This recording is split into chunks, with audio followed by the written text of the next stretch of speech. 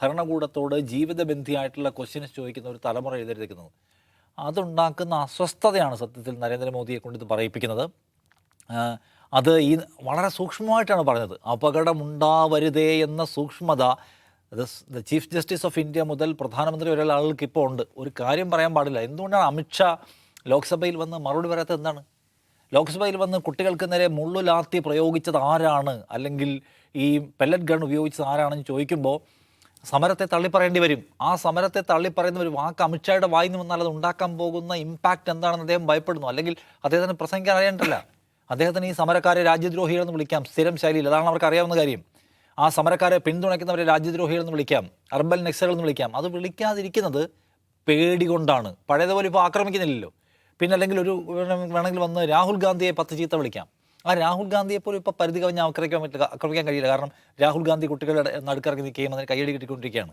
അപ്പോൾ അമിത്ഷാ പോലും പാർലമെൻറ്റിൽ വന്ന് മറുപടി പറയാത്തത് വല്ലതും വീണു പോയാൽ തീർന്നു കഥ. അടുത്ത ഇൻസ്റ്റാഗ്രാം അക്കൗണ്ട്, അടുത്ത എക്സ് അക്കൗണ്ട് പ്രത്യക്ഷപ്പെടുകയായി.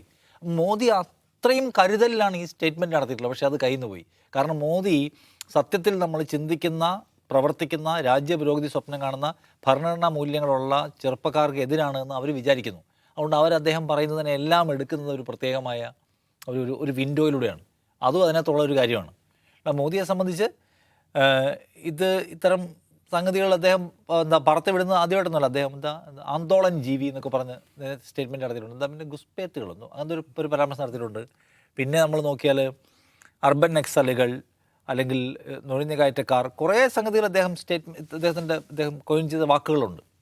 അതിൻ്റെ പേരിൽ ആളുകളെ ആക്രമിക്കാനുള്ള സംഗതി ഇട്ട് കൊടുക്കുക, ആളുകളെ വേട്ടയാടുക, ഈ പരിപാടിയുള്ളതാണ്. അപ്പോൾ അതുകൊണ്ട് ഞാൻ വിചാരിക്കുന്ന ഒന്ന്, മോദിയുടെ ഉള്ളിൽ ഇങ്ങനെ കനലുപോലെ കിടക്കുന്ന ഒരു അസ്വസ്ഥതയുണ്ട്. ആ അസ്വസ്ഥത എന്ന് പറയുന്നത് ഈ കുട്ടികളുടെ സംഘാടനമാണ്. ആ സംഘാടനത്തിന് പിന്നിൽ എവിടെയോ ഒരു ലെഫ്റ്റിസ്റ്റ് ഐഡിയോളജിയുടെ, പുരോഗമന രാഷ്ട്രീയത്തിൻ്റെ, സമരങ്ങളുടെ, ഇപ്പോൾ തന്നെ കിരൺ റിജിജു ബ്രിട്ടാസിനോട് പറഞ്ഞിട്ടുണ്ട്, എപ്പോഴും സമരം, അതാണ് നിങ്ങളുടെ പരിപാടി, വേറൊന്നെങ്കിലും സമരങ്ങൾ ചെയ്യുക, സർക്കാരിനെതിരെ തിരിയുക എന്നുള്ളത് ഒരു ഇടതുപക്ഷ പരിപാടിയാണ് എന്നൊരു മൂടി ഇവരുടെ ഉള്ളിൽ കിടക്കുന്നുണ്ട്. അത് തികട്ടി പുറത്തേക്ക് വരുന്നതാണ് ഈ കാണുന്നത്. ഈ ഇടതുപക്ഷത്തെ ആക്രമിക്കുമെന്ന് തോന്നിയപ്പോൾ ഈ ദിമാഗി നക്സൽ പാർട്ടി ഒരു പണി ചെയ്തു. ഒരു ഭഗത് സിംഗിൻ്റെ ഒരു ഫോട്ടോ വെച്ചിട്ട് പോസ്റ്റർ ഉണ്ടാക്കി അത് പിൻ ചെയ്തു ഇൻസ്റ്റാഗ്രാമിൽ. ഇത് നീക്കം ചെയ്യുകയാണെങ്കിൽ ഇവർ ഭഗത് സിംഗിനെ തള്ളി പറയുന്നവരാണ്. യെസ്, അതായത് ഭഗത് സിംഗിനെ നോ പറയാൻ പറ്റില്ല. ഭഗത് സിംഗ് അവരുടെ ആളെന്ന് അല്ലെങ്കിൽ കൂടി അവർ അപ്രോപ്രിയേറ്റ് ശ്രമിച്ചുകൊണ്ടിരുന്ന ആളാണ്. ഇപ്പോൾ കോളേജിലൊക്കെ പോയ ABVP മുഴുവൻ ഭഗത് സിംഗിൻ്റെ പടം വെച്ചിട്ടാണ് ഈ പറഞ്ഞ മുദ്രാവാക്യം മുഴുവൻ വിളിച്ച് പറയുന്നത്. അതൊരു നല്ല സ്ട്രാറ്റജിയാണ്. അപ്പോൾ ഞാൻ പറഞ്ഞത്, ലെഫ്റ്റ് ആണ് ഉണ്ടാക്കുന്ന കുഴപ്പം. ലെഫ്റ്റ് ഈ ഐഷി ഘോഷ് അല്ലെങ്കിൽ ഐസ, SFI എന്നൊക്കെ പറഞ്ഞ ആൾക്കാരുടെ കൂടെ ഒരു പങ്കാളിത്തത്തിലാണല്ലോ ശരിക്കും CJP സമരം വിപുലമാകുന്നതും വിജയിക്കുന്നത്. അപ്പോൾ അത് സർക്കാരിന് സെൻസ് ചെയ്യാൻ പറ്റുന്നുണ്ട്. ആ ഒരു സംഗതി ഉള്ളിൽ കിടക്കുന്നതുകൊണ്ടാണ് ഇത് പറയാൻ തോന്നുന്നതെന്ന് എനിക്ക് തോന്നുന്നത്. പക്ഷേ ഇനി പഴയതുപോലെ വർത്തമാനം പറയാൻ പറ്റാത്ത വിധത്തിൽ ഇവരൊക്കെ ലോക്കാണെന്നുള്ളതാണ് യാഥാർത്ഥ്യം.